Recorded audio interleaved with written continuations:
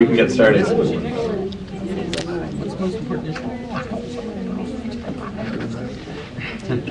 Very good, sir.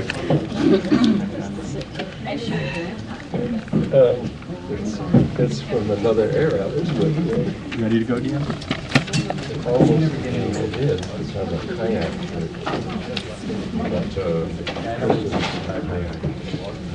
Tristan's mother ironed it and it was hanging there, and I thought. I'll start us off here. Good morning, welcome. Thanks for coming to the Green Economy Forum for Northern Ontario. I'm glad you came. There's a lot going on this weekend. There's the candidate or the leaders debate tonight of 2, and there's also the Prosperity North conference happening right now at the Valhalla. Bindigade tonight, Farm Fest on Sunday. So there's a lot to do, and I'm glad that you chose to be here for this event. I was talking to a reporter on CBC today, and she was telling me that they're bringing in extra reporters this weekend because they don't have enough to cover all of the events going on. So my name is Peter Rosenbluth. I'm the coordinator of Northern Connections, and Northern Connections is a network of organizations across Northern Ontario who work on community sustainability and environmental issues, and we're putting on the forum here today. Our original plan was to have Gordon Miller standing up here right now instead of myself. He's the Environmental Commissioner of Ontario. So if you've noticed that I'm not 57 years old and don't have a brown mustache and my name tag doesn't say Gordon Miller, you're onto something. He unfortunately had to back out, so here I am. And understanding that I probably can't hold an audience the same way he can, I'll be much shorter with my address. He was allotted 45 minutes. I'll take only maybe 10 minutes to get us off here. So there are 2 things that I'd like to address before we get started with our first panel. And that's the underlying theme of the conference. What is a green economy, and why are we having a green economy discussion here today? So what is a green economy? You know, like a lot of environmental buzzwords, it's used by a lot of people. It's something everybody can kind of get behind, but once you start discussing the details and really digging down, you'll find that people mean wildly different things when they talk about it. You know, some people, for instance, talk about the green economy as if it's a subsector of the greater economy, of the real economy. And in that context, often they're referring to certain clean technology industries, you know, building design, that kind of thing. You know, other people, especially, you know, sometimes from our political leadership, we hear a series of policies or legislation, proposed legislation that forms their green economy platform, part of their platform that addresses the green economy. And you know, in Ontario, we do have some green economy legislation. The legislation that's made the conservation authorities possible is a great example of that. There are a few other things. I'm sure Michael Gravel will tell us all about them when he comes tomorrow for the Thunder Bay Superior North candidates debate. If developing green policies and legislation is changing the rules of the game of how our economy works, then developing a new way of understanding what a successful economy looks like is changing the way we keep score of the game. And that's the other way people talk about the green economy. I'd like to give you some examples of things that other countries are doing to change the way they keep score of how their economy is doing. If anybody was up early today, I was on what was formerly the Great Northwest, and now is Superior Morning, I think, as the CBC morning program. And I was talking about what's going on in China and India right now. Which are countries that I think for the most part people don't think of as the most environmentally forward countries, but in many ways they've already leapfrogged what we're doing here in terms of thinking about an economy that works for people and the environment. In both of those countries, they've experimented with changing the way they measure how the economy performs. So not just focusing on the GDP, which is the output, the production of the economy as a whole, but developing a measure called green GDP, which is not only that production of the economy, but it also integrates the cost of pollution to society, and in some cases the cost of losing services and losing natural capital that may not be renewable and available to next generations. And in China, they actually stopped keeping this measure after they realized that once you factor in the losses that the economy, or the costs that the economy sometimes creates, that the economy was in fact growing very slowly or was growing at zero. In India, they've committed to this. This is going to be the measure by which they measure the economic progress and functioning of their economy in 2015. Even the US experimented with this a little bit. The Bureau of Economic Analysis, which is the official bookkeeper of the US economy, announced that they'd be undertaking a new accounting system, a green accounting system called Integrated Environmental and Economic Accounts. So that was to measure the production of the US economy minus the drawdown in natural capital that the economy used. And unfortunately, they didn't release any official numbers. They announced this in 1993. In 1994, when they had some initial numbers, it turned out that, and I'm not picking on this industry, but particularly the mining industry didn't contribute nearly as much to the economy as people thought. And the Democratic House representative from West Virginia, which is coal country, sponsored an amendment to the appropriations bill that put a stop to that kind of accounting.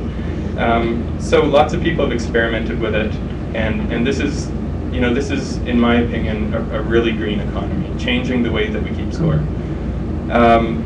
So I guess that brings me to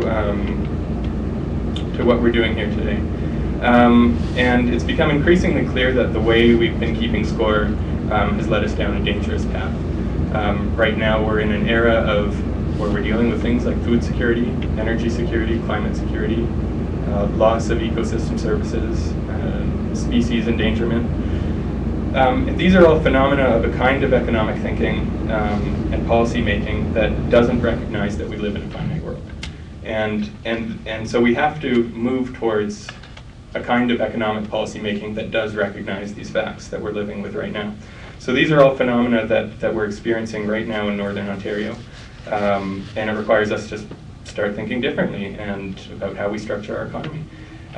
If that wasn't reason enough to be here today talking about a green economy, it's my opinion that this topic should just make sense to Northern Ontarians. I think we all understand that the economy is very important up here. If we didn't already understand that, then certainly in the last couple weeks of campaigning in the provincial election, we've been told that, and we get it. The parties have really been drilling that into us. But what makes living in Ontario so special, Northern Ontario, is, I think, the close connection that the people have with our environment, our natural world, our lands and waters. And I think anybody who lives up here understands that. That's a big part of who we are. It's a big part of our culture. It's a big part of our economy. So, protecting what makes Northern Ontario so special, the people and the environment, should just make sense, in my opinion. So with a view to that, what we're going to be looking at today in a bit more depth is a few key parts of our economy. We'll have a panel on our energy, which is the fuel for our economy, how we're going to produce, consume, purchase energy. A panel on our food systems, and food is, I've heard one of our panelists say this before, Joseph LeBlanc, it's maybe the most basic and fundamental of all human economies. It was the first human economy.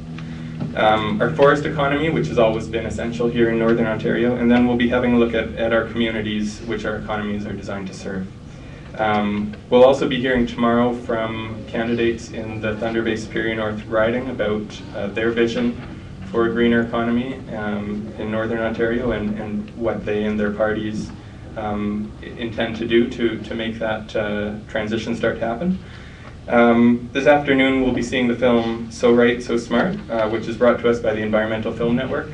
And for a while now they've been, perhaps the foremost organization in Thunder Bay at getting everyday average citizens to be involved in public discourse around important environmental issues. So thanks to them for bringing that film. And the Community Energy Partnership Program will be running a special session for anybody who's interested this afternoon. We have a room booked just off of the restaurant at the end of the hall, and it'll be for anybody who's interested in developing community renewable energy projects or programs. It'll be a bit of a one-on-one session where you can talk to to Laura about you know, funding, how to get that started, all those kinds of things. So a few words on our goals for the conference. We've brought a number of speakers who can help us think about what it means to build a greener economy. And we've intentionally designed this forum to have lots of discussion time. Because what we'd like to do is develop a bit of a grassroots vision for what that economy would look like in Northern Ontario. So it'll be important to have lots of time to ask questions, you know, maybe put ideas to our panelists and hear feedback from them. And that's you know, that's about it. So just for the housekeeping and logistics, bathrooms are just down the hall to your left. We'll be having lunch a little later today just because of the length of some of our panel discussions. Lunch will be served at 1 o'clock, and that'll be concurrent with the screening of So Right, So Smart. And that will also be the time where if anybody's interested in talking with Laura about developing community energy programs or projects, that you can do so. So that's it, and I'd like to invite Graham Saunders, who will be the moderator of our energy panel, and all of our panelists. If you come up, we'll kick it off. Thank you.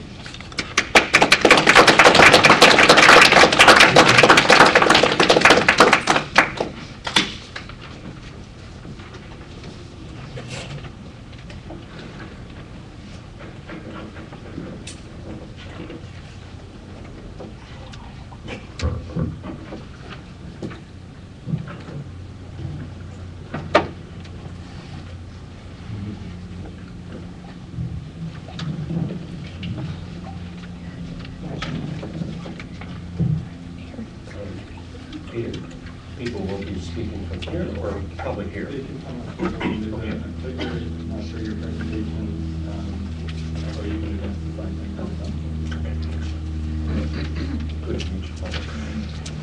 Good morning. Peter introduced me. I'm Graham Saunders, and some of my connections with energy and climate change are through Environment North and also teaching at the university. So it's a pleasure to be moderating this panel, and I'll begin right away with an introduction for Laura. And she has an MA from the University of Toronto, and her specialties then were community-based renewable energy. And she now works with renewable energy technology and the energy sector. As well, she has an interesting topic on her bio here, social friction in wind-powered development. Not a big issue here, of course, but I think there might be a question or two later on of Laura about that.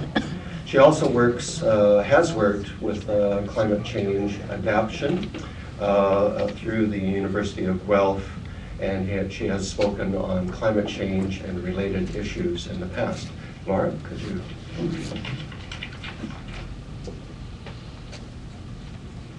Thanks very much.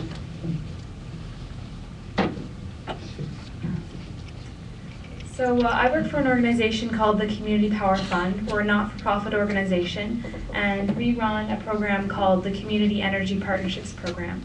It's a grant program to help community groups that want to develop and own their own renewable energy project, and we help them with grants during the feasibility stage so they see if a project is going to work.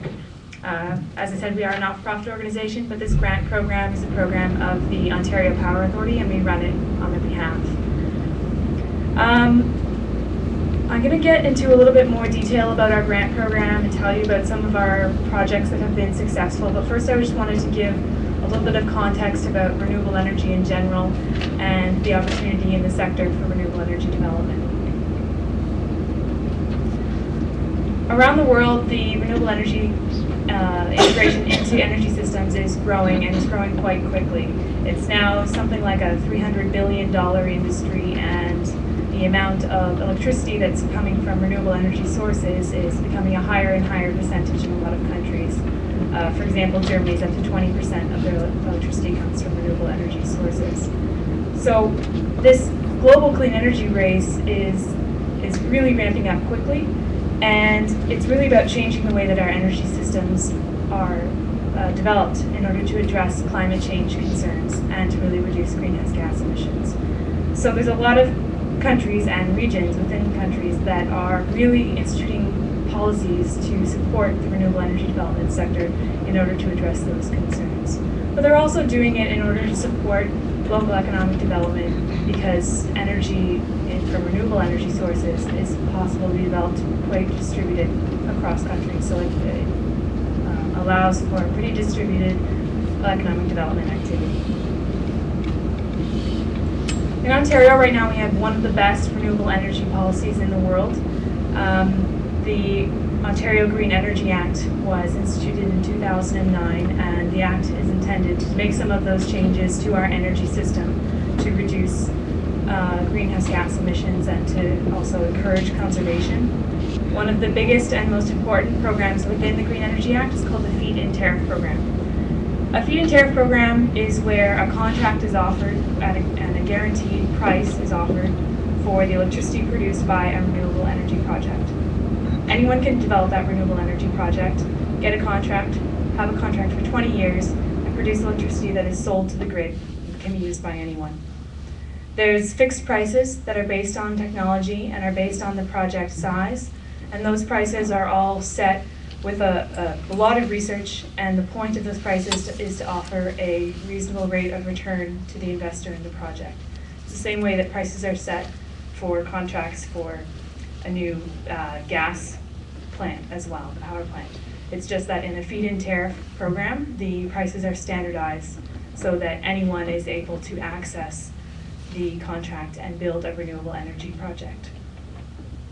So with this policy, feed-in tariff policies are one of the most effective policies that we've seen implemented around the world for growing a renewable energy industry. So it's a pretty significant opportunity in Ontario to develop a renewable energy project. And a lot of communities and countries are working to build renewable energy projects as a part of their economic development activities. I mean, there's a 20-year government contract, so it's quite stable. You're able to see the price that's going to be paid over the entire 20 years, so it's predictable. And there's a stable fuel supply, and it's free. It's the sun or the wind. So it's a very predictable economic development activity that can be done for the long term. In particular, there's a question at the back. Are we going to do questions as ongoing, or? Well, I'll defer to the people here. I thought we would, in my little scheming here, I thought at the end of each speaker, we could have one question, and then I think it would be better to have a dialogue at the end. That would be my preference. But could you hold your question to the end of Laura's talk, and then we'll take one question and then proceed. Does that work? Well, I just wonder if the question is for clarification and only one question is allowed, we might miss some clarifications. Okay, go for it. Okay, you say anyone can own one. Does that mean that you have to be an owner of land? No, you don't have to be an owner of land. You could lease land from someone else or lease a rooftop space from someone else. You have to have legal site control in some way, so whether it's ownership or a legal lease for the full 20 years or something like that. And you also don't have to be, it doesn't have to be one person who happens to have $1 million lying around or anything like that. There's a lot of different structures for how people can join together and jointly invest in a project. So there's a lot more accessibility than having to do a whole renewable energy project on your own. And that brings me to community-owned renewable energy, which is something that my organization focuses on particularly. Community-owned renewable energy basically just means that people living near the project are the ones that own the project and make the profit. So they can be organized in a lot of different ways. We work with not-for-profits and charities, for example, recreational clubs with programs for children. It can be church groups. It can be neighbors getting together and all investing in a solar project on the local recreation center, something like that. So some sort of shared ownership in the local community is usually what we focus on. And the benefits of that community-owned renewable energy is that the profit from the renewable energy project stays in the community. It's not an absentee owner who takes all of the benefit of the renewable energy project elsewhere. It's really about a renewable energy project that's integrated into the local community and economy. It's also an enhanced opportunity for local skills development. If it's a local owner, they'll likely hire local expertise, professionals, construction, and really offer those jobs locally and offer that skills development to create distributed expertise in renewable energies. This kind of development, though, has some unique barriers if you compare it to large energy development companies. They often have some sort of development fund that they can use to speculate on projects, so it doesn't really matter if one particular project doesn't work out. In community-owned cases, they're usually working on one project at a time. It's really hard to access funding during the really beginning stages. It's often self-funded by members of the group or something like that. So they can face a lot of challenges and barriers to getting the project going. And they're also working in a group. There's issues with governance and overcoming barriers to try and work together. And that's where our grant program comes in, to try and address some of these barriers so that groups that are interested in developing and owning their own renewable energy project have the opportunity to. So our grant program focuses on renewable energy projects that are owned and developed by Ontario residents who aren't already involved in the electricity generation business. And we provide early stage funding. So the costs for professionals in the early stage, for example, business planning, feasibility studies, we support all the regulatory studies that these projects have to go through, those kinds of costs. Our grants are up to $200,000 and vary depending on the project size and the project cost. As I mentioned before, this is an Ontario Power Authority grant program, so and we, not-for-profit organization, Community Power Fund, administer it with Deloitte. So in case there's any potential energy projects out there, this is the eligibility to our program. We work with projects that are between 10 kilowatts and 10 megawatts. So lower than 10 kilowatts is more of a household size installation. We work with larger ones and up to 10 megawatts. So a modern wind turbine is probably about 2 megawatts. And a household system is probably 5 or 6 kilowatts, just to give you an idea of the scale of projects that we work with.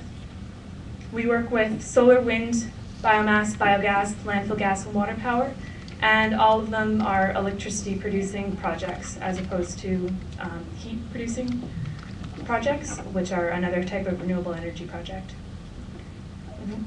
Focus on Ontario, as I mentioned, and we're linked directly to the feed-in tariff program that I mentioned earlier. So our projects have to be future subjects of intending to be subjects of a feed-in tariff contract, so they have to intend to be connected to the electrical grid. In terms of the eligibility, as I mentioned, it's basically residents of Ontario who aren't in commercial electricity generation. So they can be organized in a lot of different ways, as you can see. But the purpose here is to get people who aren't already involved in investing in and developing renewable energy, to lower the people who aren't involved barriers to entry to renewable energy development. We help people in the very early stages, right after they've had the idea in design and development, and we help them all the way through to all the regulatory approvals, the environmental assessment that they need to do for their projects, and we stop at construction. So other sources of financing can come in at a later stage. We just help at the pretty risky feasibility stage to try and encourage communities to investigate opportunities. I wanted to tell you about a few of our successful applicants so you can get an idea of what kinds of projects I'm talking about. The first one is the Boys and Girls Club of London. This is a solar project, 138 kilowatts. It's located on the roof of their building. Basically, this is a sports and recreation after-school programming for youth center in London. And They own their building and they have both an operating not-for-profit and a foundation wing. So what they decided to do was get their foundation wing to rent the rooftop from the operating not-for-profit.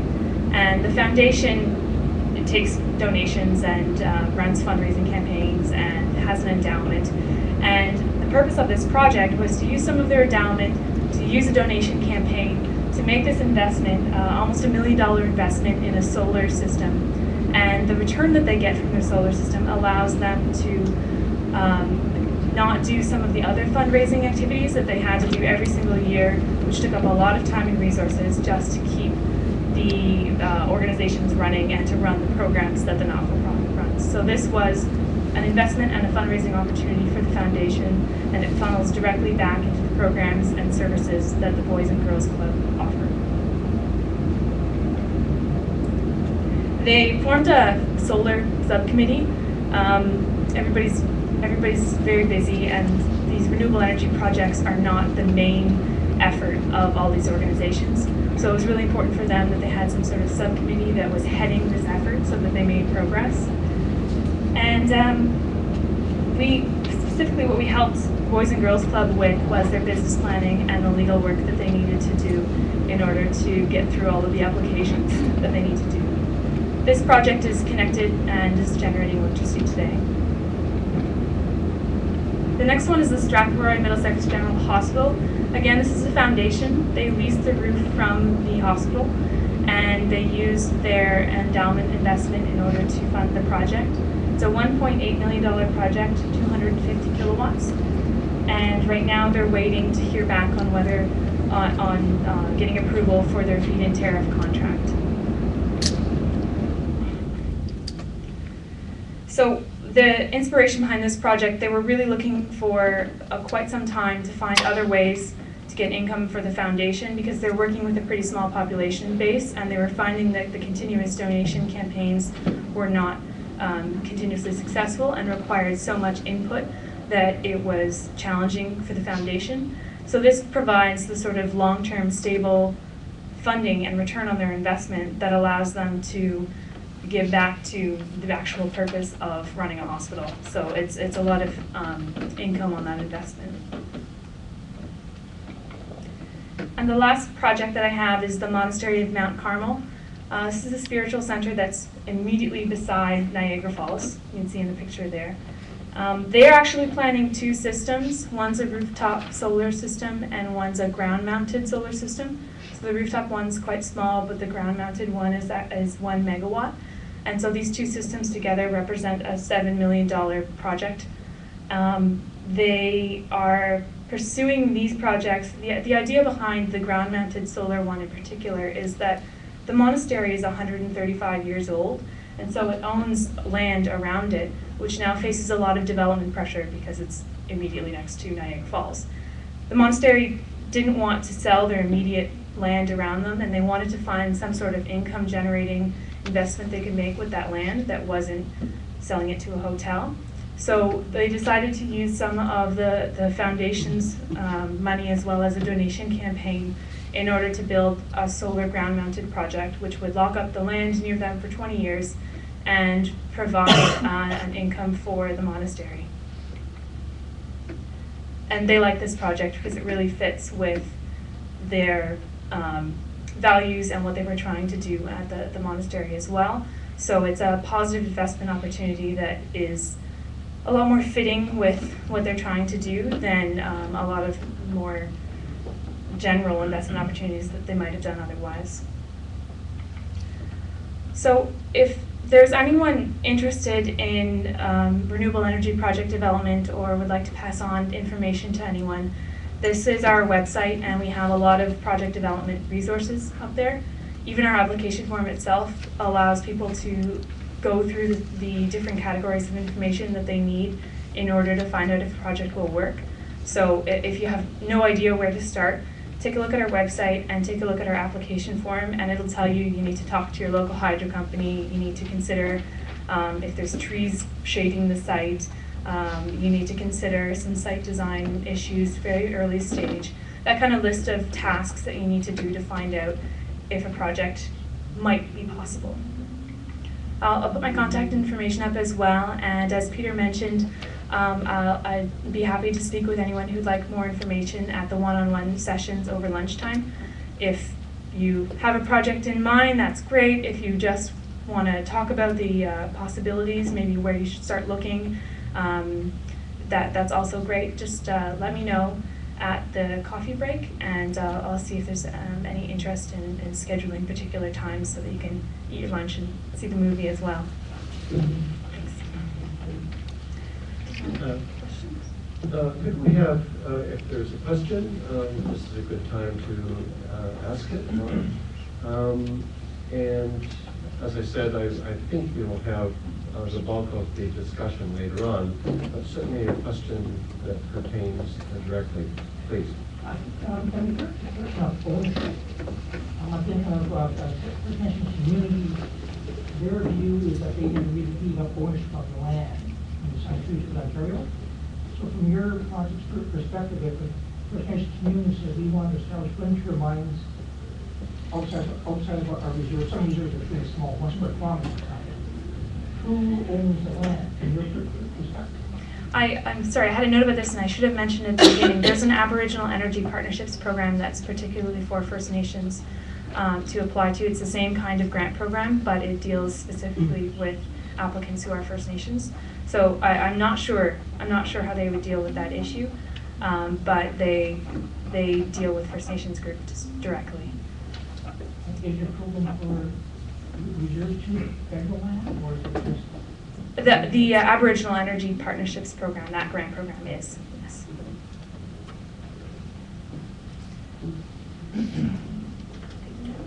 Sure, why not be flexible?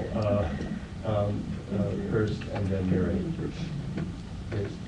In your opening statement, you mentioned that the Green Energy Act is one of the best policies developed to address some of the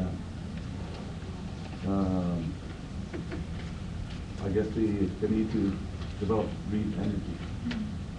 Can you give us an example of how you measure that? Sure. Basically, and are those tools available to the general public, and how we measure that today? Best being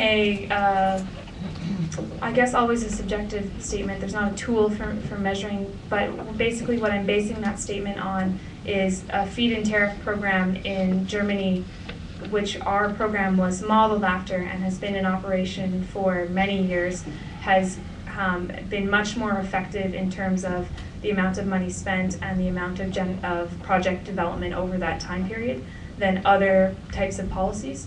So ours is modeled directly after more successful policies in other jurisdictions, and in addition, the program hasn't been in place. The policy in Ontario hasn't been in place for very long, and there's a significant amount of interest in developing renewable energy projects. So it's had a really great response in terms of instigating those renewable energy projects in development.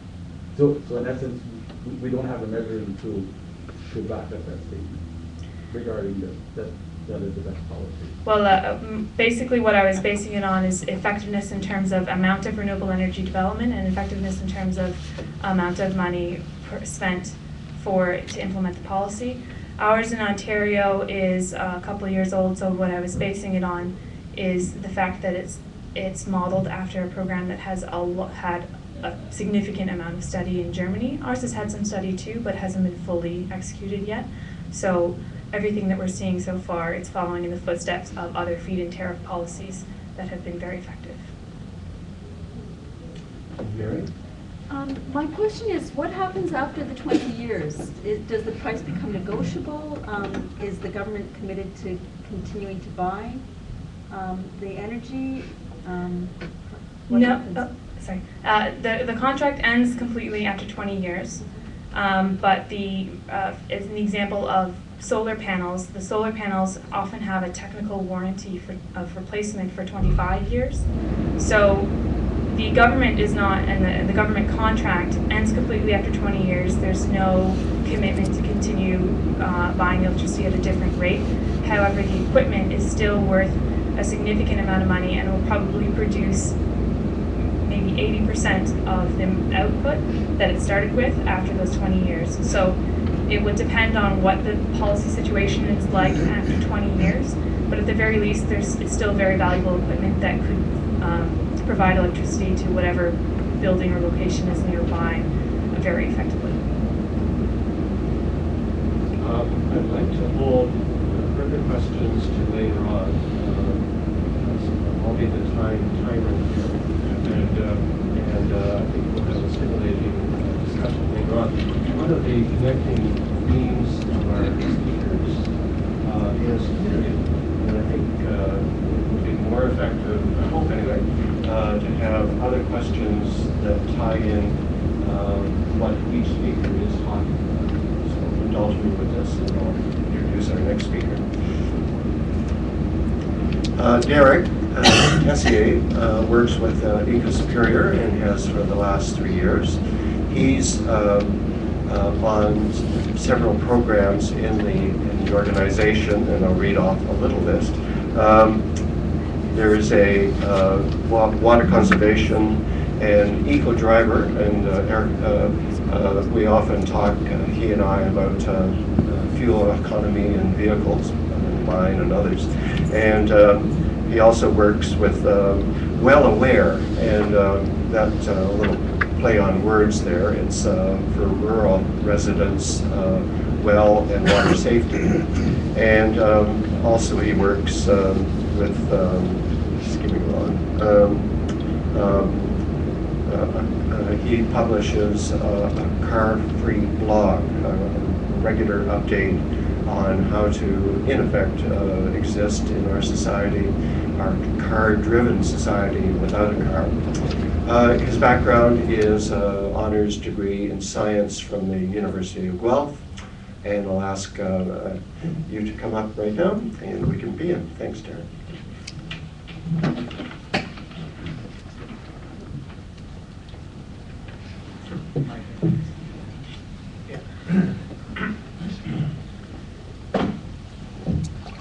So like Graham said, I'm actually here representing the Energy Working Board for Earthwise Thunder Bay. I'm the current chair of the Energy Working Board.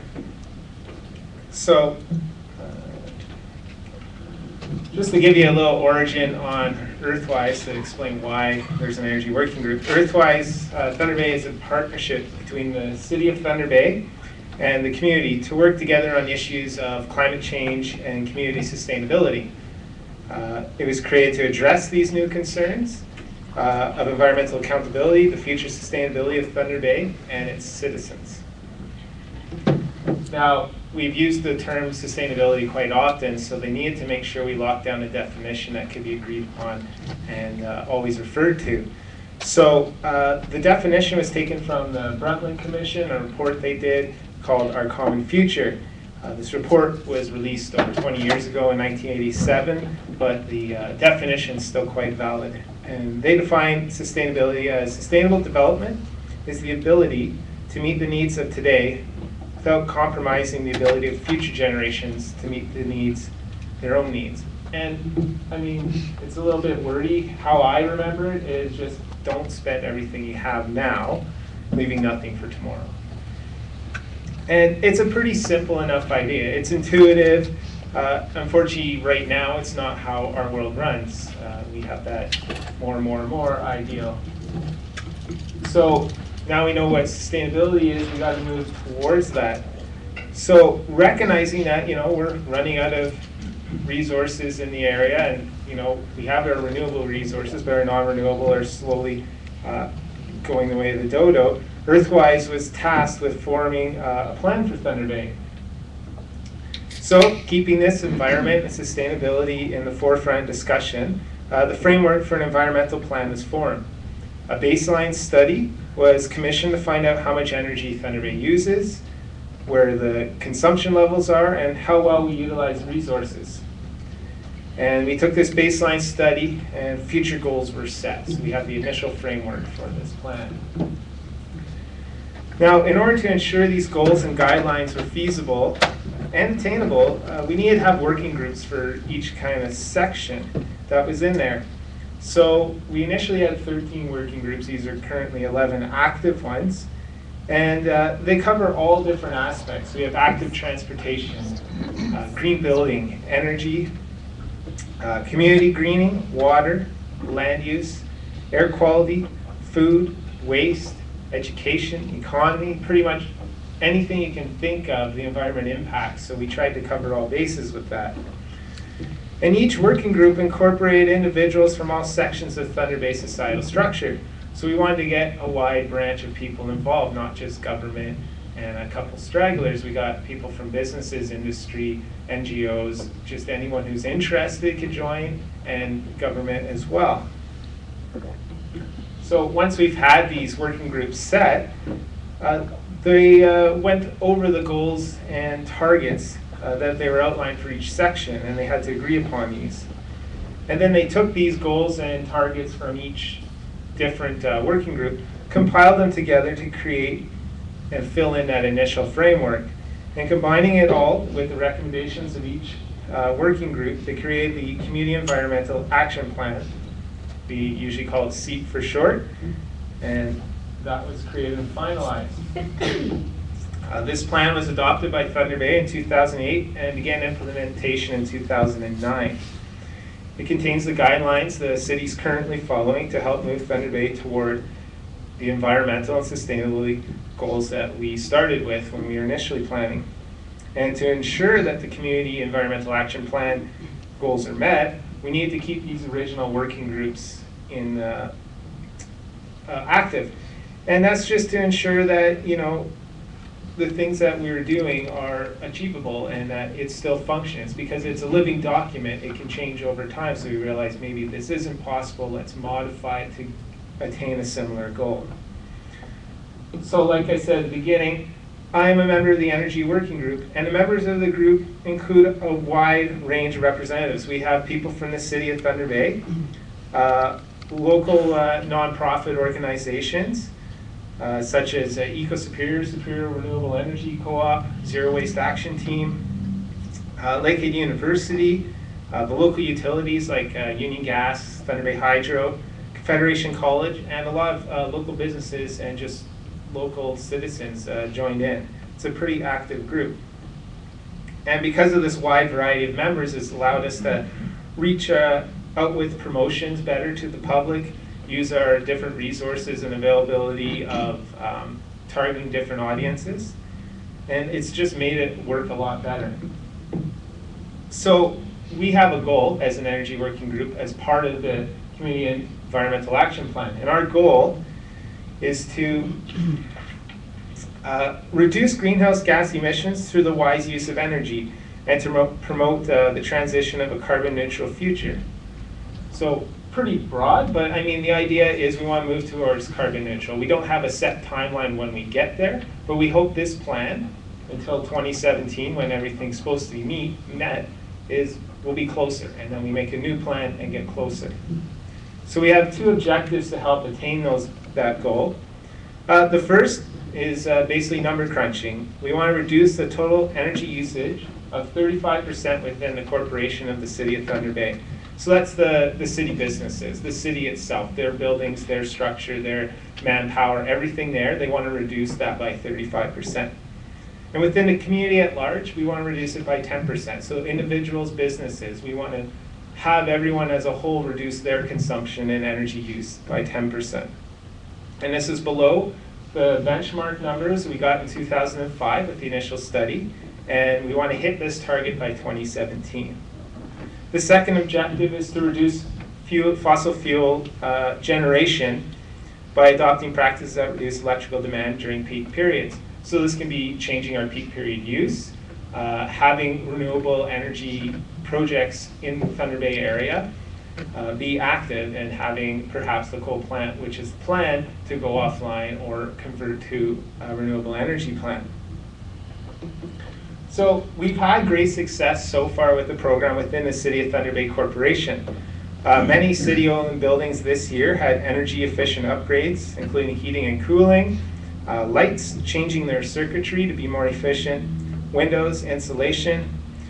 And from just 2009 to 2010, corporate facilities in operation successfully reduced their consumption of electricity by 3.7 million kilowatt hours. So 5.8% of their total use they've dropped down just in 1 year. And their natural gas by 575,000 and change meters cubed. So 10% of the total volume they were currently using before at 2005, they've reduced by.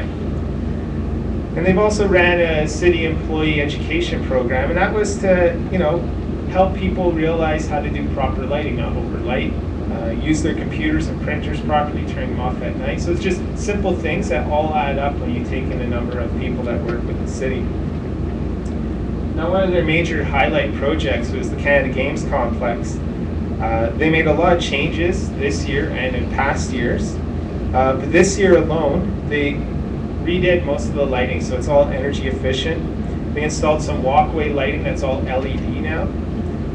They put in a solenoid system into the whirlpools, which allowed the heated makeup water into the whirlpools when hydrotherapy pumps were active. So basically it's kind of piggybacking on other things to go do the same thing instead of having a separate engine for everything. Timer control on the hot water for the men's and women's hot tubs. Before it was just press a button and it went until someone hit it off. Energy Star and increased efficient motors, just basically for everything that runs there, the pumps, the pools, the washrooms. They even put up posters asking people in the showers to, help reduce their carbon footprint, reduce their shower times in there. So just simple reminders are even helping out. They put new windows into the offices, energy efficient facility maintenance, replacing of weather stripping.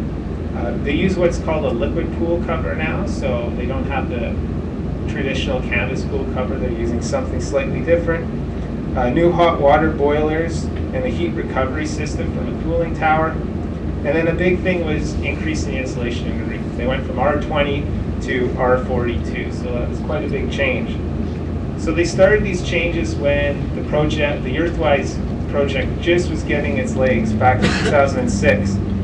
And since that time, they've reduced their electricity consumption by over 19%, just with changes they've made in the last 4 years.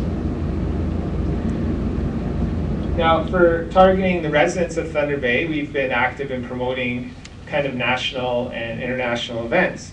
One of the ones for Ontario for a while was Energy Conservation Week. That's changed now to the summer, can't think of the name of it now, but there's a summer, we had that blackout in southern Ontario, and they like to remind everyone by that by doing a special energy conservation event around there. And then Earth Hour, of course. We've promoted it every year. Some years we have events sponsored by local businesses, provide refreshments. We go do moonlit walks or a free concert with local musicians that volunteer their time, just to get people out of their house and promoting the Earth Hour initiative. To help out the businesses, 2 years ago we created the Net Zero Business Guide. And this offers advice, local contacts, and resources to help businesses move towards this net zero profile. They're provided with information to conduct their own energy audits. So the book basically walks you through how to audit your own business and see where you can make improvements. Helps you design a green business plan for your improvements to be made in the future. And you can set that at your own rate. There's no, you must hit this then. It's just make a plan and start achieving. And there's a recognition program involved with this. So businesses that go through this and submit a plan can get recognition through the city. And this year, to tie in with this, we created the Net Zero Homeowners Brochure. And this brochure, like the business guide, helps homeowners do a self-guided assessment of their house with their energy use and consumption. It includes a variety of tips, ideas, and guidelines to help reduce the energy use. So one example is controlling your home temperature. Most people now have a programmable thermostat, but still some have an adjustable one. And it was kind of a bother to remember to turn it down when you left and turn it down when you went to bed and turn it up when you got home. It was easy to remember because it was always cold. But it wasn't as efficient that way. You forget, you're like, oh, well, whatever. But the Natural Resources Canada released some numbers that they say if you go with this, you're going to be the most efficient and most comfortable. So they suggest that 20 degrees Celsius when you're at home in the winter is a good temperature, 17 when you're away or sleeping. And in the summer, if you have an air conditioner you're running that, set it no lower than 25. And the idea behind this is remembering to dress properly, which allows you to be comfortable at these different temperatures. So sitting around in your boxers and t-shirt in the winter might not be advisable because you're keeping your temperature up a lot hotter. Another big thing is just commuting to work or commuting anywhere. If you're within 5 kilometers, you're definitely within a bike or walking commute range. It only takes about 20 minutes to bike for the average person to bike that 5 kilometers, and walking it means a little longer, 50 to 60 minutes. So if you have the time, it's a good thing as well. But I mean, not only is it saving yourself gas, it's improving your health, it's reducing traffic congestion by having less people on their vehicles, and it's saving money. And all by just commuting a shorter distance, biking, walking, even running to work. So I actually have copies of this brochure over there for people to take if they're interested. And at the beginning of this year, Earthwise launched the Climate Idols program. And this was an initiative that families in Thunder Bay were invited to apply to. At the end of the application, 4 families were chosen. And the challenge to all the families participating was to reduce their environmental impacts through a variety of tasks and events that they were going to do throughout the year. So the first 3 months of the year focused on energy reduction. So the Energy Working Group had a hand within this and organizing different inspections and events for them.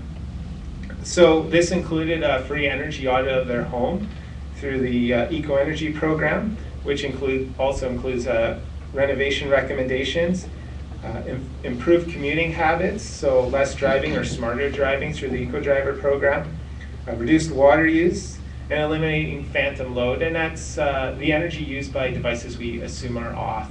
When your TV's off, it's using power. When your phone is not plugged in your charger's still using power. Microwave, the LED lights on there. And you can actually keep track of how they're progressing through the climateidols.org website. And to let you know, there's also Duluth is our sister city in this initiative, and they also have 4 families going through the same program. And as much as we promote conservation behaviors and installing more energy efficient devices, it does take public participation to meet the goals outlined in the Community Environmental Action Plan. So there's this big taboo out there that money spent on energy efficiency isn't worthwhile. I mean, we can all agree that, yes, it's going to save you money down the road, but that initial investment it doesn't seem that tasty to bite into yet. So we kind of live more around the status and bragging rights are what drives the average person to make changes. It's a lot more fun to brag about that 60-inch TV than, hey, I upgraded my installation to R45 today. So the biggest challenge we face is changing the priorities of society and making it feel better, like, hey, yes, changing your installation is worth bragging more than a new TV. Or having your daily electricity household use be under 5 kilowatts. It's worthwhile, attainable goal, and it's worth talking about. So we have to make this change within the public opinion as well. So we just have to take some baby steps when we're starting, and that's what this program and initiative is all about. We have to change those years of ideals that more is better. And it'll take time, and hopefully the initiative that was started in 2008 with the Community Environmental Action Plan is a good beginning. So there are some resources here.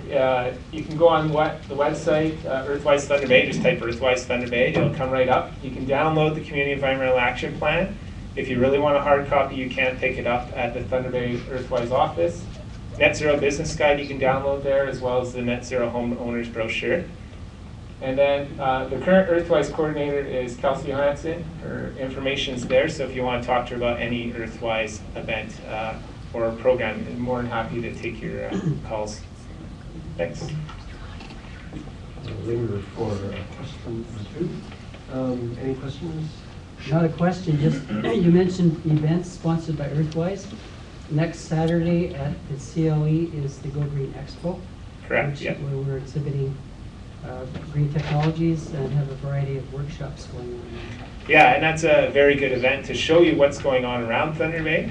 There's going to be local speakers as well as speakers brought in to put on different workshops and everything. It's a really great event that it's a one-day thing. You just get a shot in the arm of what's going on green and what you can do around your home and your own community, for sure. Yes? Just wondering, the homeowners brochure, do you plan to get that out to every homeowner? Are there resources for that? Yeah, so that's one of the challenges is through our link with Thunder Bay Hydro and Union Gas, we have been able to get, a line printed within your bill saying, hey, this is available, download it here. The challenge is having people read that. Now, we don't want to provide a paper copy to everyone because like anything else you get in the mail, I would bet 80% of the people that go straight to recycling are garbage, hopefully recycling. So it's kind of a challenge to get the message out, and that's what we're facing right now, is to make people take the time just to read that and see how simple and easy it is. Sure. Yeah, I think creating, promoting community level ways of reducing consumption is a great thing. Just to give you a scenario though, my house, typical household. Yep. I want that system that we talked about. Yep. And but to go further than that, we have a new generation of people that we need to be conscious of. And I'm guilty of that. As a parent of 4 children, we have 4 laptops, 2 Xboxes, and when you go to my house at the end of the day, you wonder where the kids are. Guess where they are? They're tuned in with their Facebook, to their yeah, and the age of electronics is here, right? So yeah, and that's the generation that you can focus on and change in ways how we research. yeah, and the challenge is not to tell them no, don't use that, is ways to use it less or efficiently. Like a laptop is more efficient than a desktop computer, so kudos to having a laptop as your computer. But if you leave it plugged into the wall all the time, it's using energy all day long, even though you're not using it. So there's little things you can do, and we hope that that guide is a good step in the right direction to give people those ideas.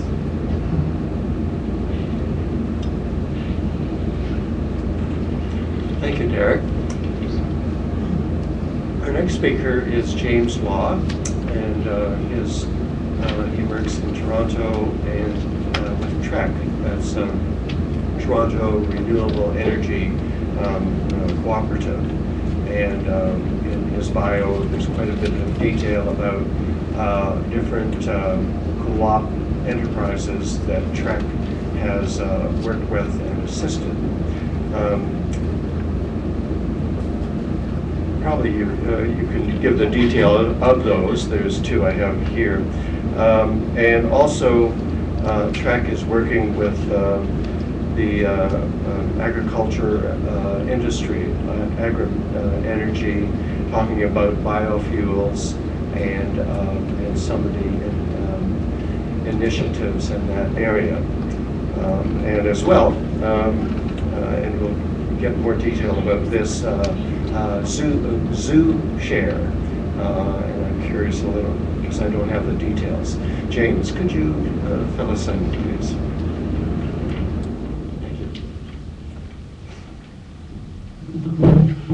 Sorry, Peter, could you get it switched? Thanks. So I just want to thank everyone for letting me speak here today. The main purpose of me being here is to really share TREC's story and the work we've done in the community power sector over the past 9 years now. It's not that much, but we're proud of what we've done because there have been some barriers within the sector that I'll outline in a bit. Thanks. So TREC Renewable Energy Co-op, it was Toronto Renewable Energy Co-op. We've kind of rebranded recently, mainly because that no longer represents the scope of our projects. We've expanded outside of Toronto and worked with communities outside of Toronto for a while now. So I'm the TREC Services Coordinator there. So the agenda, I just want to briefly speak about community power and the co-op model to set the foundation for the presentation, but then after that, I'll speak about our history, the projects we've worked on, the barriers we've experienced, the tools and resources that have come out of those barriers, and the next steps we feel are appropriate for TREC and the sector as a whole. So community power, as Laura earlier spoke about, is really any energy project that is owned, developed, or controlled in part or fully by the residents of the community in which the project is built. And this ranges from renewable energy co-ops to individual solar installations, farmers co-ops, farmers collaboratives. All those are great examples of community power. The results of the sector is essentially a greening of the energy economy, but also an increase in the democratization of the energy economy. So it's individuals taking ownership of energy production. I have a chart here of wind energy distribution in some countries in Europe. The reason we reference Europe so often, and unfortunately not North America, is because they've had feed-in tariff, some countries for a few decades now, and so they've had a longer time to develop projects, and we've had measurable numbers. So as you can see in the Netherlands, most of the wind energy is actually owned by individual farmers or farmer collaboratives. I think in the Netherlands, one of the largest wind farms actually is owned by about, I think it's 10 farmers total that own it, and they receive all the revenues from that, or a portion of it. In Germany, most of the wind energy is owned by co-ops, and the Danes also share similar things with the Dutch. It's about 64% farmer-owned wind energy. Great Britain got their feed-in tariff a little bit after we did in Canada, I think, but they're at 1% owned by co-op and farmer. We've actually been speaking with some co-ops in Great Britain, and we see their numbers rising in the few years. The Spanish, however, are 100% commercial owned at the current moment. Here's a pretty good chart of renewable energy ownership in Germany since 2009. If you total farmers and individuals that fall under the community power category, you'll see that about 51% of all of their renewable energy is actually community owned. So the reason community power, I think, has been so prevalent in the Netherlands, in Denmark, and in Germany, and hopefully soon in Ontario, is because it really localizes the benefits of green energy economies.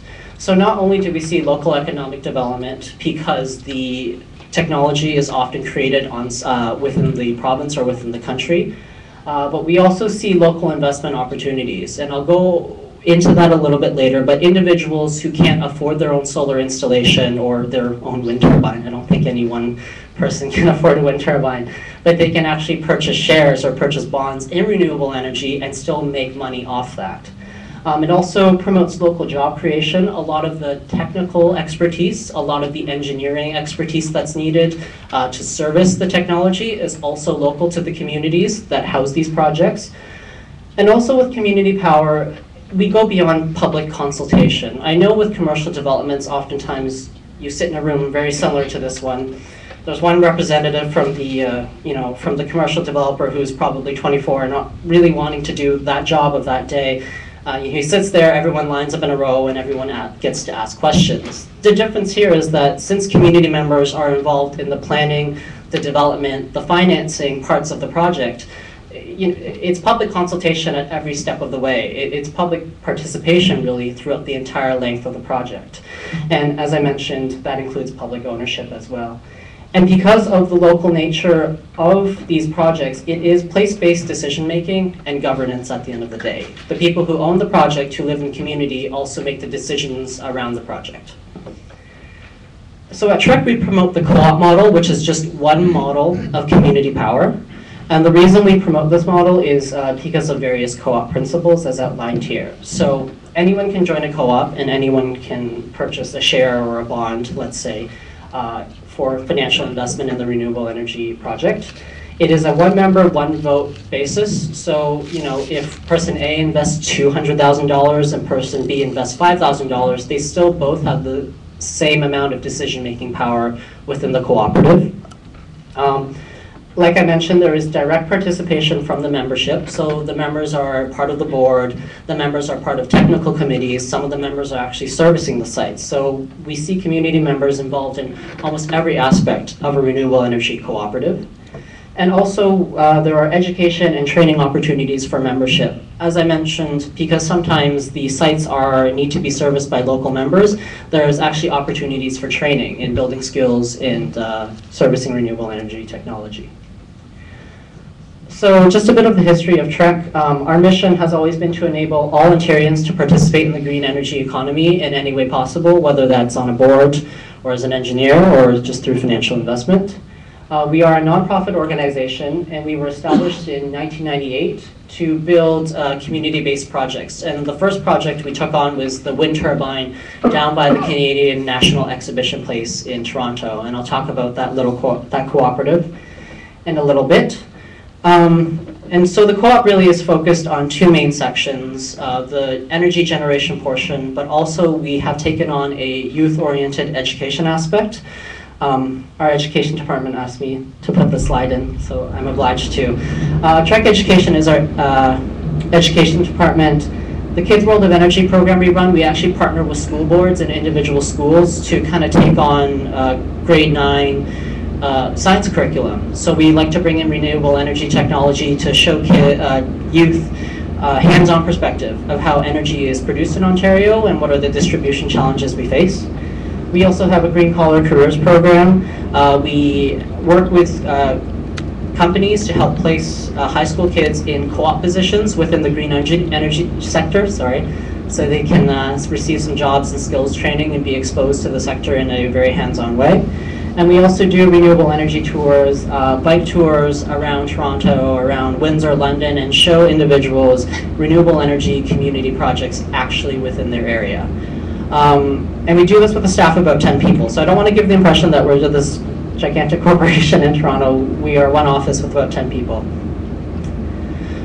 So our first project, as I mentioned, was WindShare, and we started that in 2002, and this was before there was any feed-in tariff or Green Energy Act in Ontario. So it really was the first of its kind. It was the first community-owned wind turbine in Canada, I believe.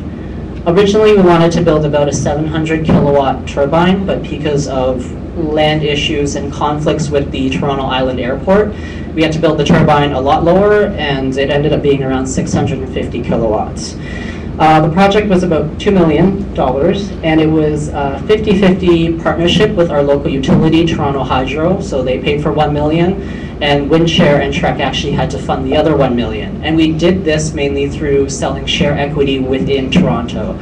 So we have about 400 WindShare members, and 100 members in waiting to invest. But we raised about $800,000 in capital within our area. And they receive payments based upon how well the wind turbine does, maintenance costs coming out of that.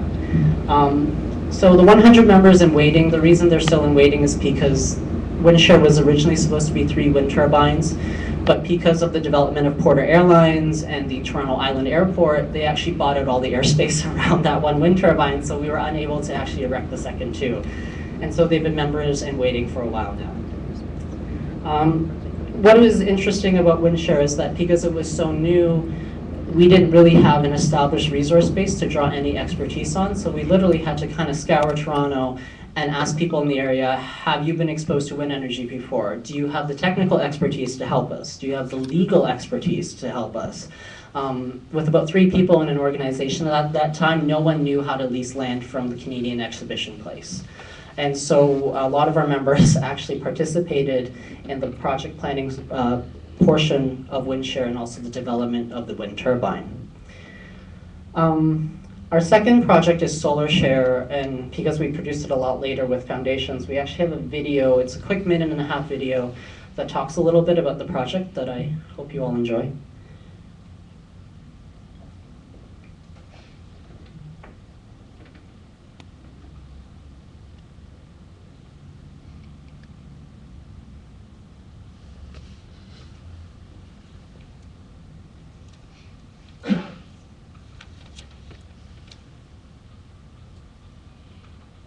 But the volume is not connected. So. No, that's fine. Can you turn it up on the laptop? Yeah.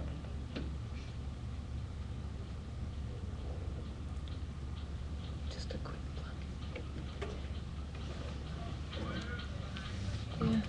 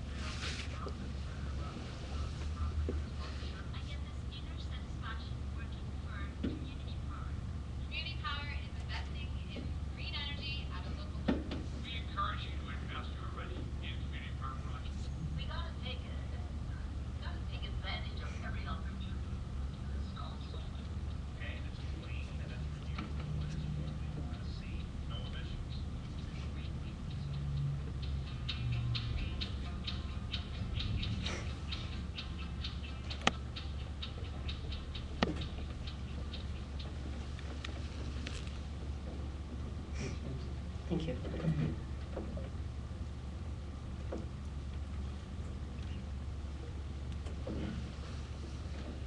You want to go back to the presentation? Yes, please.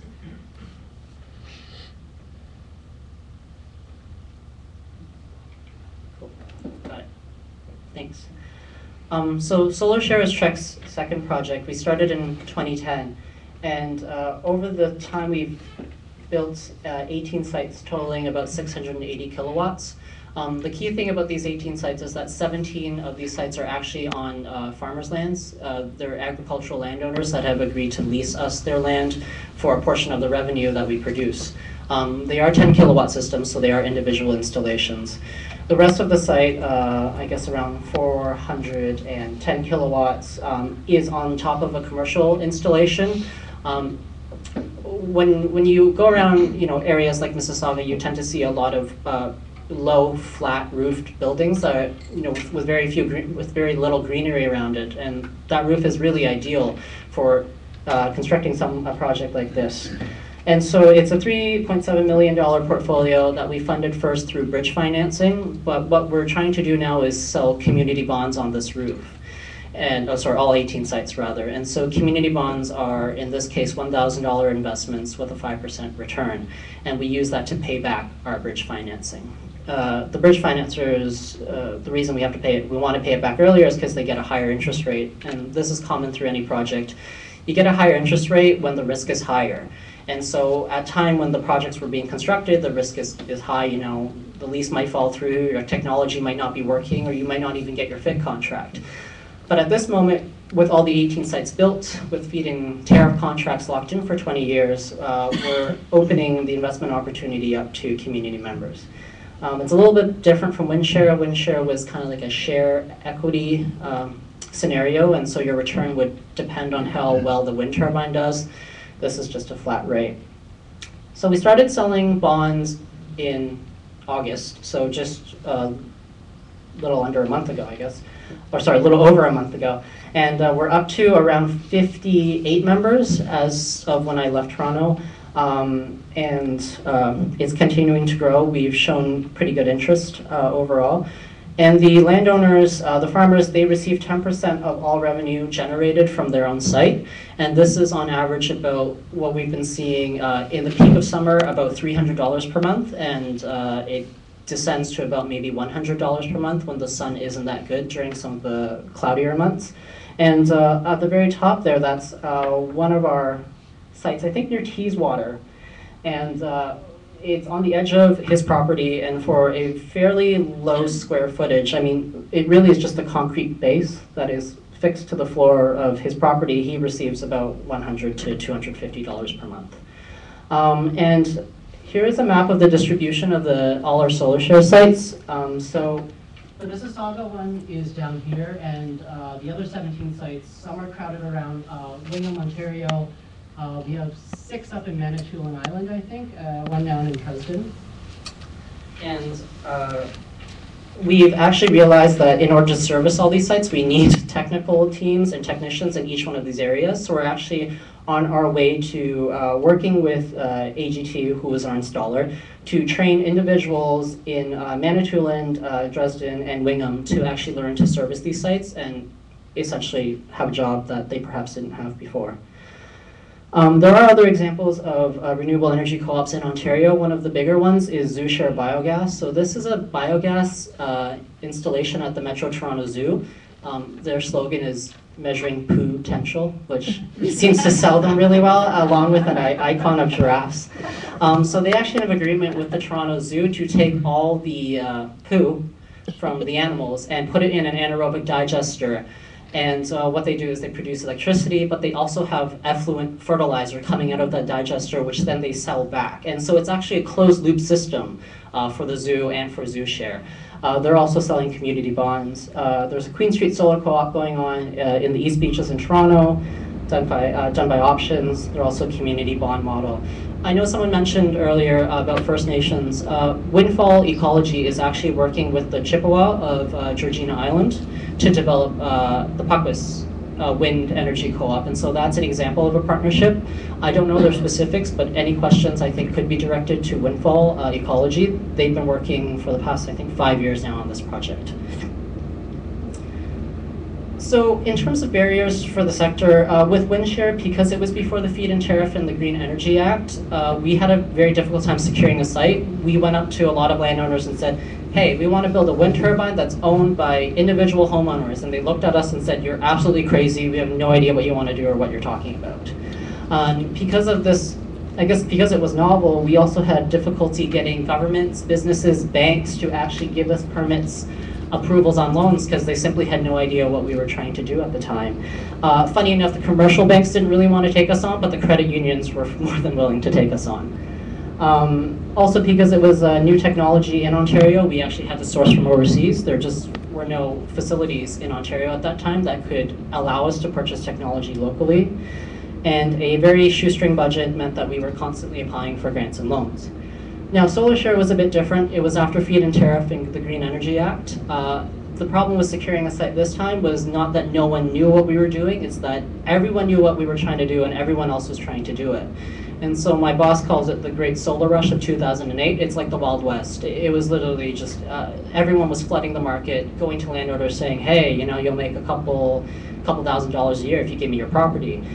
And with such high competition, it's very hard to prove credibility and say, you know, we are legitimate, we will ensure that your land is taken care of properly, and that you will receive all your revenue on time. Also, because the legislation, the Feed-in Tariff and Green Energy Act were new, the government, businesses, banks were having yet another harder time trying to readjust their regulations and their methods, so approval time was still long. It's decreasing now. And as I mentioned, the lack of understanding of the co-op model just, it was a barrier for us. For the sector as a whole, outside of co-ops, just for community power, the largest barrier is grid constraints. There is an aged infrastructure, energy infrastructure in Ontario. A lot of the transformer stations currently prevent community power projects from starting. And as I mentioned, governments, businesses still don't understand. But I really want to focus on the grid constraints and now the shifting political climate. As Laura had mentioned, larger corporations can kind of take on the risk and say, you know, we'll invest this amount of money now. If it doesn't work out, that's fine.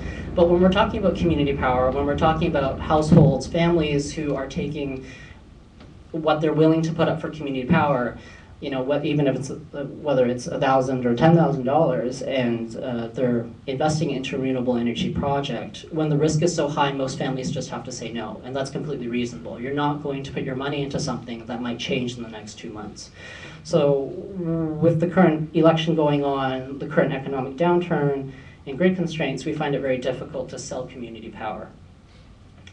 Out of these difficulties, tried to develop some resources that we can share with other community power groups trying to start their projects. We won't go into them into too much detail. If you have any questions about these, feel free to ask me after.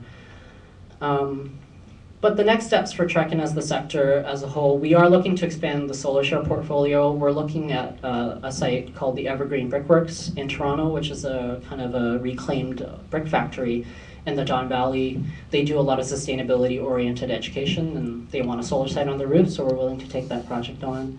We're also looking at other renewable energy developments, hydro, wind, commercial partnerships. Commercial partnerships may become the way to go if the feed-in tariff is eliminated.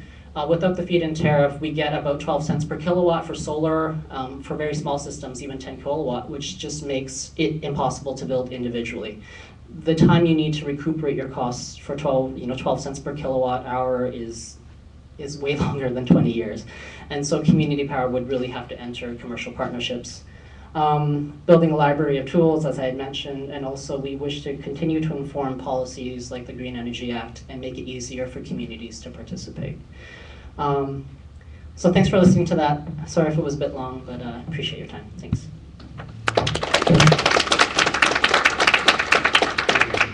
You're still on schedule. Oh, sorry. We have time for a customer. I'm curious if when you were talking about Porter Airlines having the air rights, and at the very same time, though, waterfront Toronto is getting these big high rises, and the yacht club is a very popular area, and those people are right beside the island. And so, how is it okay to? how did those developers get around those rights, yet a co-op can't,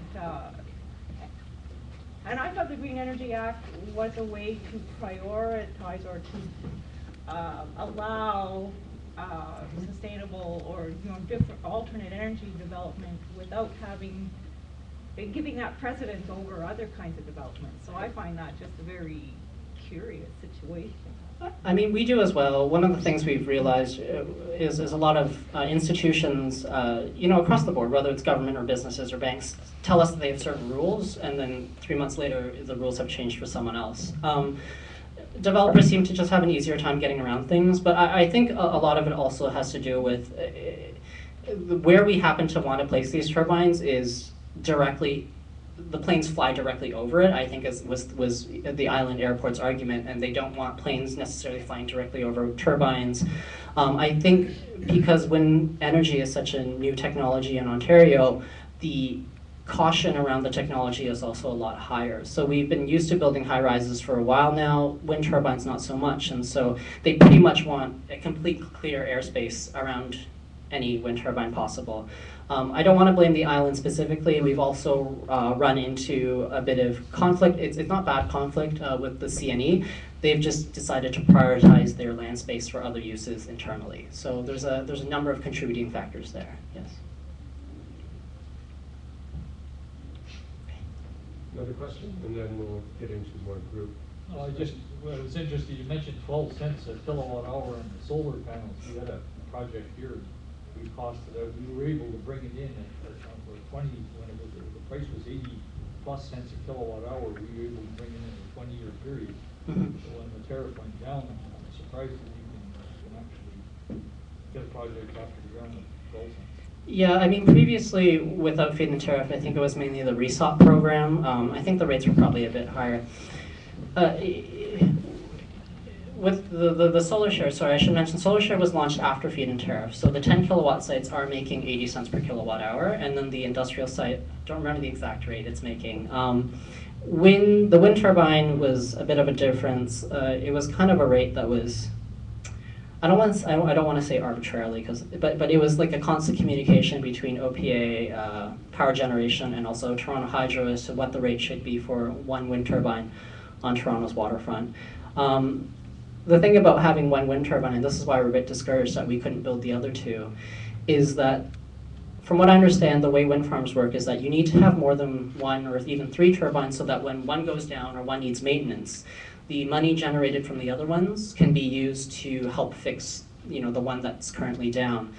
What we've experienced with WindShare is that, once that one wind turbine goes down, a lot of the revenue that was generated has to be then placed towards fixing that turbine. And so people's returns drop, right? And that's kind of the consequence of a share capital model. So I mean, we've seen the boom because of the feed-in tariff and higher rates. It just makes it easier for individuals even to take those projects on. Yeah.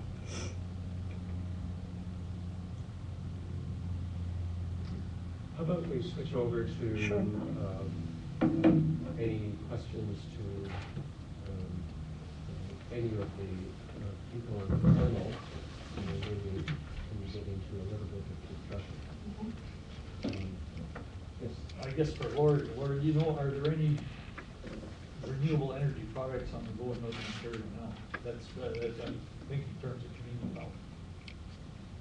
We have one run-of-the-river water project in Northern Ontario, and we have a couple of solar rooftop projects that they're working on in Sault Ste. Marie. So it's been a lot more uptake in Southern Ontario than in Northern Ontario, but we do have a lot of interest. And we have also had some applicants that are interested in biomass projects as well. So that's taking forestry waste product and burning it to produce electricity. So we have had some interest, and that hasn't, because we work with projects that are in the early development stages, we're often at a pretty early stage and sometimes a little bit speculative. So I don't have as many examples of completely installed projects because our grant program's only been running for a year and a half. But we have had some interest in the future. I guess on the flip side, are there any projects that you've withdrawn? Sorry? Are there any projects that are withdrawn? Withdrawn in Northern Ontario? We've had a couple that have had grid connection constraint issues and have been forced to be put on the back burner pending some sort of grid upgrade in Northern Ontario. So yeah, there has been some interface challenges.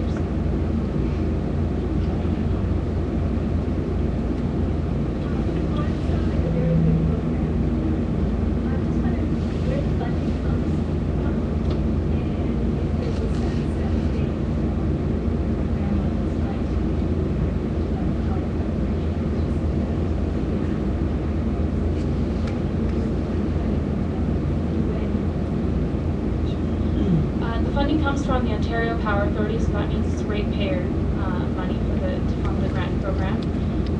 We have a yearly budget, and we have currently a 5-year horizon for the program. However, it's not intended to be a complete sunset date. It's just a program with a structure over that timeline. That being said, we are tied directly to the feed-in tariff program, so our fate is the same as the feed-in tariff program's fate as it also changes. Are we going to use all the renewable energy program, or it's like, I'm just wondering, are people creating this energy, are they paying for how much they produce or how much we use, and who guarantees that it takes the risk if they're not using it? They are paid for how much they produce and goes on to the electrical grid in the same. So I guess the question is getting at the electricity being on demand. We have a couple different kinds of electricity production, and we create a system out of combining those different kinds. So we have what are called peaker power producers, which are things that we can turn on and off. Biogas and biomass can be like that, so that they over at a particular time turn it off at others, and that's what coal and natural gas plants can be like as well. In terms of wind and solar, it does go on to it is paid for the electricity produced, and goes directly into the grid to be used straight away. Luckily, those types of energy are produced at peak hours in terms of when electricity is needed, and we still have a long way to go in terms of making sure that peak power is available for that meets peak needs. So, when the sun's highest in the day is when it's producing electricity. The sun's down at night when we're not using the same kind of electricity. So there needs to be a lot of needs matching in the energy system, but it's something that the managers of the energy system are very used to, combining all those different energy sources. Question for Laura. Do you find that there's flexibility in the funding that is provided to produce the energy project? If so, can you give us an example of the flexibility in funding those projects, even though they fit the criteria? So our grant funding, flexibility in our grant funding, there is within a certain range of eligibility, so we can't pay for any equipment costs, for example. We do have some excluded costs, but in terms of meeting the needs of the project, we do have flexibility in what kind of costs we can cover. So if a project needs to do, for example, Conservation Authority approval and negotiation process because it's located near a waterway, not every project would have to do that. The costs might be very different for a particular project, and that's something, as an example, that we would cover on a project-by-project basis.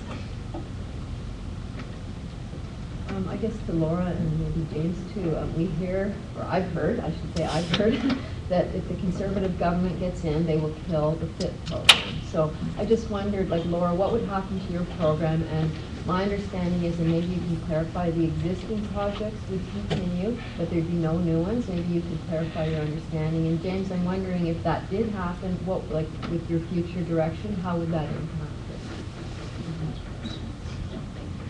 So the feed-in tariff contracts that are signed and executed are a legal contract for 20 years.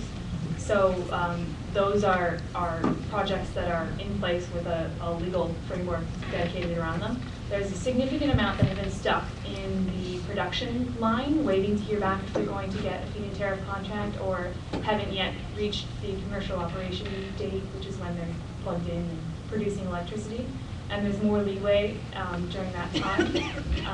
Even if they have a FIT contract offer but haven't yet constructed, there is escape mechanisms written into the contract and damages being paid. So existing projects would be fine, their rate is secure, but yes, everyone who's been in process for a while would not get their FIT contract offer if the program was canceled. And it is something that has been a hot topic in the election campaigning, and it is something that the Conservative Party has been quoted as saying, targeting the feed-in tariff program directly in terms of renewable energy policy that, an energy policy that they would not continue, is what they've been quoted as saying so far. James? Yeah. We can do mic share, and it's easy here. I don't even know if this is, but okay. I can just speak loudly. I mean, in terms of the feed-in tariff being canceled, as I said, it would make it very difficult for communities, I find, to put up that amount of money for a return that would take much longer to come back to equal the amount of capital you put into it. The province will come back to renewable energy either way. I mean, if the feed-in tariff is canceled, it'll probably discourage people for maybe a few months, a year, but the reality is energy demand is going up in the province, and it's either we build renewables or we build, coal plants, natural gas plants, which will still be in people's backyards and around the property. The way TREC will probably continue to work is to continue to build co-ops in commercial projects, like I had mentioned. A lot of commercial developers who can afford to build renewable energy projects without feed-in tariff rates will still want to build in Ontario because some of the infrastructure is already here. And they will want to do, corporate social responsibility and have a community-owned part of their project. And a lot of these companies don't necessarily have the Ontario-based expertise to do it, and so TREC would be willing to continue to do that, and also ensure that that public participation is still, it won't be as core, but that it is still a large part of these projects, is what TREC will do. Yeah, that's probably it for now. We've been trying to plan. The other thing is a lot of these projects that we wanted to originally do are on hold right now until after the election because no one is willing to put in, like I said, $1,000 of their savings into a project that might be canceled as of October 6th.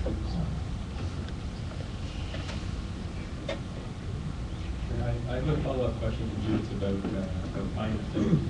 So, if we're imagining a future where our energy mix is much more weighted towards renewables, financing will be a big issue for that. So I was wondering, all of you have talked about financing for your project a little bit. If you could explain a little more detail how each of them are currently financed. So, the partnership program, your various renewable projects, a homeowner who wants to install better insulation in their home. And what would be the ideal mix of financing, in this energy future? Would it be public financing on loans? Or would it be subsidized? Would it be private and public? Or would it be about educating homeowners and businesses to do that investment themselves? Yeah, I could start. I hate to say this, I feel that this is all the answer, but it really is a mix of things depending on individual context, right? So some people can afford to put individual solar installations on their own roofs. I know a lot of recreation-oriented people do it for their own cottages. They just pay for their own system that feeds directly into their house. Solar hot water, so this is not really electricity generating solar, but solar hot water is cheaper, and a lot of people can't afford to do that for themselves. If we're talking about larger scale projects like solar farms or wind farms, then we go more towards public loans, public financing, community-based financing. And this other option, I feel, also allows people who don't have the ability or financial capacity to install their own solar on their roofs to still somehow make money off the feed-in tariff, to still be able to participate and reap the rewards. But I think that's where but even on those larger projects, when you do need to do the planning and do the environmental assessments, I think that's where the grants would really come in and still help the community group regardless of how they choose to raise money. Yeah, and for the larger projects, the lending and commercial lenders are getting more and more interested. Is essential because when you're facing a $7 million project, the idea of raising all of that from one source or all from equity, all from investors is a lot. And so a lot of these projects are going with 60, 70, 80% project financing from some sort of lending agency institution. So the traditional banks are getting more and more interested in these projects, credit unions, as we mentioned. There's also companies that combine supply systems with providing project financing. Project financing means that they lend based on the value of the system that you're installing rather than the value of other assets that you have to build. So rather than a second mortgage, it's lending based on the value of the energy project you're providing. So just since we threw around some numbers for how much a project costs, how big it is, and the proportion of it that comes from community investment, it doesn't need to be 100%. One question. Sorry. For individuals just investing in their own home and energy profile, a lot of it is not knowing what's out there. And like I said, that initial investment is scary, even though your return might be good. Can you hear me with that?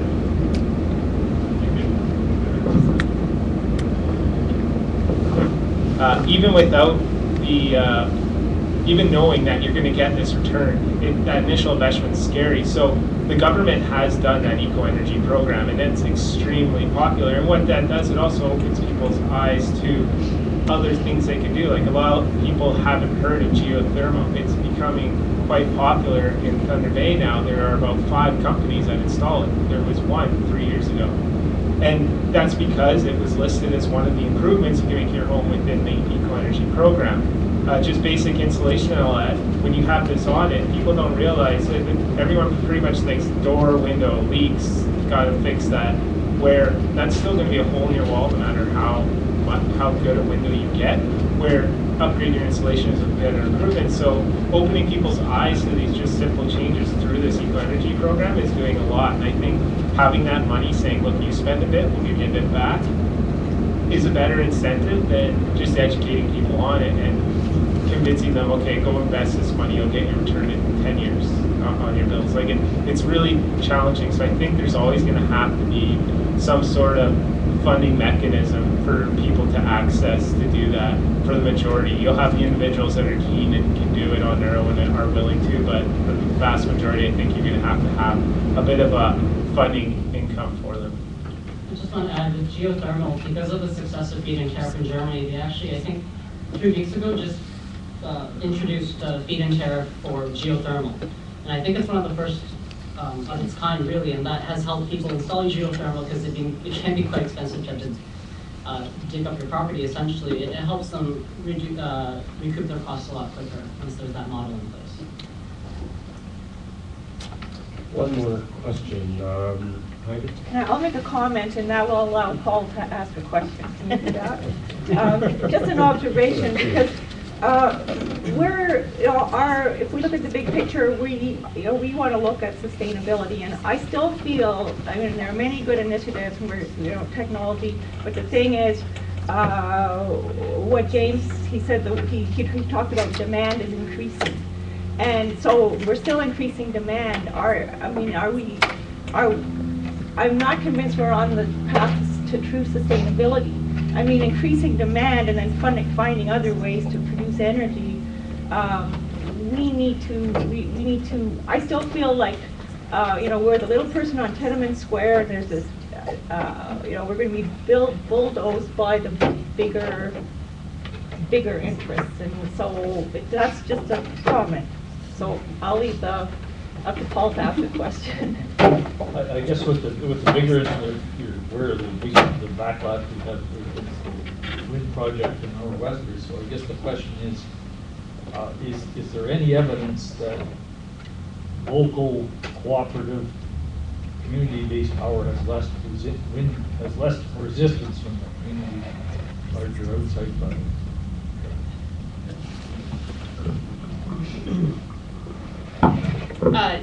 Yes, there is. He showed some of the numbers for other jurisdictions that have a lot more community-owned renewable energy, and there's been comparative research done between adjacent communities, and one community where there was an absentee owner, an external developer, did the kind of consultation process where they just presented a plan and then started to build it, and a community that put up 3 turbines with their own investment as a joint venture with their local utility. And this is just an example of one study. There have been many. And that comparison really clearly showed that the people that had control and say over how the project was developed, where it was developed, had the opportunity to invest and make a return on their investment in that energy project. There was a lot higher acceptance of that project than in the case where an idea was presented as a complete project. They felt that there was no control, felt that the process of development was unfair, and on top of that, the economic development of the income from the project completely left the community. So we haven't gotten to the place in Ontario yet with the kind of community-owned renewable energy development to really show that locally, but we do have examples from places that have a longer history of renewable energy development, that when people have much higher involvement and more say and make a return of the project, it's a lot more integrated into the community. I want to actually perhaps mention an Ontario example that was in development but now it's on hold. Sharp was working with Kincardine to develop Lake Wind, which was going to be, I think it was going to be a seven wind turbine project in that area. And we've been working on that project for about 5 years now. And one of the things we chronically do is actually go to Kincardine, talk with City Council. There have been discussions in the local pub where we just sit down with people in the area, share a picture, and actually talk about how they feel about wind technology, how they feel about renewable energy potential in their area, and what these individuals are looking for. So there's really formal methods of consultation, but there are completely informal ones as well. We've been working on this project for 5 years, really trying to thoroughly explain the model and answer any questions possible. We're hoping this will continue and perhaps be an example of a wind project in Ontario that, works directly with people, that doesn't meet as much resistance as we've seen in other examples. The reason it's on hold right now is actually because of grid capacity. We were supposed to connect to the Bruce station. OPA changed the rules, let everyone else that was in the London area connect to Bruce, so we got shoved out of the queue. We're working on that, trying to still get the project started, reduce it from the original amount of turbines, reduce it by about 3 just to fit the capacity. But everyone's in election mode right now, so no one can actually address any of our issues.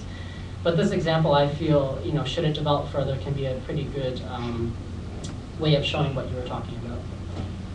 I just wanted to add one other quick thing about that comment, because we've talked a lot about renewable energy development, and you're right, we haven't 2 out of 3, and one stressed conservation in particular. And I just wanted to say that the Green Energy Act also has conservation measures in it that just haven't been rolled out yet.